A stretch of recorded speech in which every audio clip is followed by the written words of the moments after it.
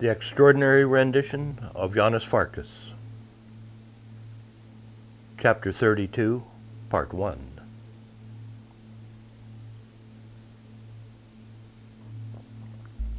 There was a roaring in his brain, blood battering nerve endings, gray cells throbbing.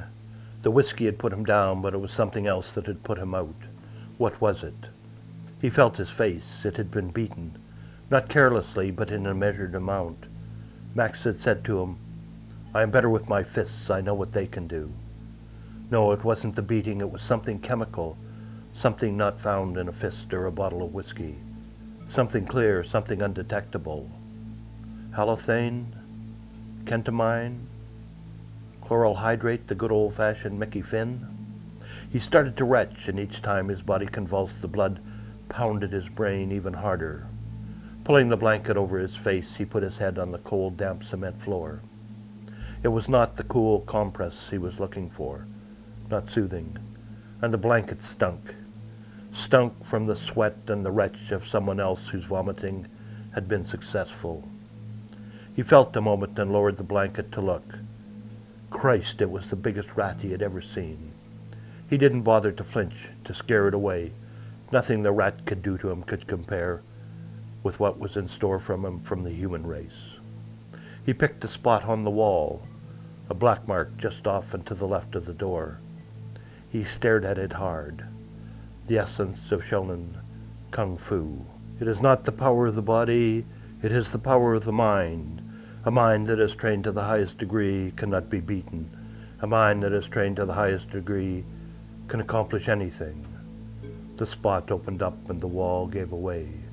Spencer Elliott, who was once Tim Boyd, was now Janos Farkas, entering a river of light. Tim Boyd. It seemed so long ago that he was Tim Boyd. Who was that? The river of light carried him back to a place of green, a garden. There was a swing in an old tree, and his father was pushing him. His mother was not there. She never seemed to be there. Then there was another garden. Not so much a garden as a high-walled yard covered in flagstones. The same swing was there, although beams and timbers, not a tree, supported it. The swing moved to other gardens as well: Luxembourg, Madrid, Oslo, Singapore, Ottawa, Istanbul, following his father's unpredictable and erratic diplomatic postings. In his memory, there were no pictures of his mother in any of the gardens other than Istanbul. In the Istanbul garden there was a small pond with gold and orange and black fish in it. He spent all of his time one morning helping his mother catch the fish and putting them into a large jar. That afternoon they emptied the jar into the Bosphorus. His mother was dewy-eyed. 2 weeks later, his mother drowned in the same place of this sea river, caught in the undercurrents of the waters of the Black Sea and the waters of the Sea of Marmora, as they flowed together in opposite directions. Her body bobbed up 3 miles away. His father tried to take Tim's mind off it, enrolling him in karate classes. It was in Singapore that the karate became kung fu. Tim's dream was to be a secret agent. His father told them that in Britain, MI6 was the best. He said he'd see what he could do. When he woke up in the Bangkok Hilton, charged with murder, he had thought that his career with MI6 was over. But a man came who waved a magic wand called Ignatus and anointed him. Arise, Spencer Elliott, secret agent. What was Ignatus? I see. The man had been vague, as had just Max.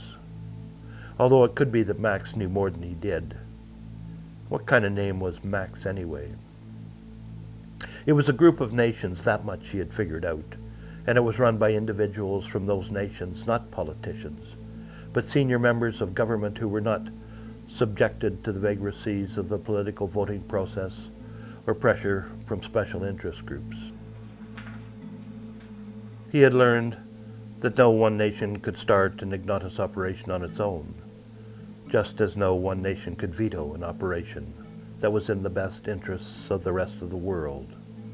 He had thought it might be the permanent members of the United Nations Security Council, but the lack of veto ruled that out. The G7 economic nations? The G8 if you threw Russia in? Or NATO? In his mind he had given it to NATO, but just Max had thrown that one into doubt too. Who? A consortium of do-gooders? And now, who was he? The facade of Spencer Elliott had disappeared with the Mickey that was put into his drink. Tim Boyd had disappeared a year ago. Would anyone be looking for or asking about him? Maybe his father. No, that would already have been rearranged. Ignatus wouldn't leave a loose thread floating in the wind. A disappearance of convenience. Ignatus, whereabouts unknown. There was no one left to be but Janos Farkas, terrorist to the world. There was a noise in the corridor. Spencer got to his feet. The guard was opening the cell across from his, the cell in the corner.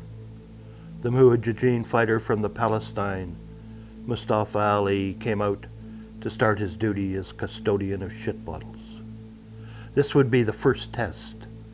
Mustafa had been part of the Howard and Janos operation in Istanbul. Would Spencer pass the test as Janos? He had memorized the ritual from the surveillance cameras, and he looked for the shit bottle. He had not used it, but it was half full of sludge. Rancid yogurt and stale bread turned brown. Brown as shit, real Janos shit. He sank back to the floor and pulled the blanket over him. The guard would make Mustafa kick him to see if he were alive. Perhaps the kick would take Mustafa's mind off the reality of the prisoner. He curled his body in such a way that the kick would do no damage. The creak of his cell door opening lasted an eternity. He held his breath, not wanting to show life. "Hey!" the guard yelled. Names were not used here. "Hey!" The first kick was not a kick at all, but a pushing, a nudging with the foot. Spencer remained lifeless. He needed the kick to cloud Mustafa's mind. The kick that came was aimed into the apex of his fetal shape, where it moved more blanket than body. Spencer turned, angling his face from under the blanket, eyes up, catching Mustafa's, whose lips were mouthing, "You are alive, Janos. Al-Akbar, God is great." Spencer let his eyes momentarily drift closed. In his own way, he was thanking his own God. He got to his feet, stepping aside so that Mustafa could reach the shit bottle. Over the Palestinian's bent body, he whispered to the guard, "I have money. Enough money for you to live in luxury the rest of your life. Money, women, cars. Live like a king." And, as Janos had done, he whispered it so softly that Mustafa could barely hear it. The door closed, and the reality of being Janos Farkas sank in. With the piece of stale bread, he scooped up some of the rancid yogurt into his mouth. Halfway through the plate, his retching became real. That's the end of part 1 of chapter 32.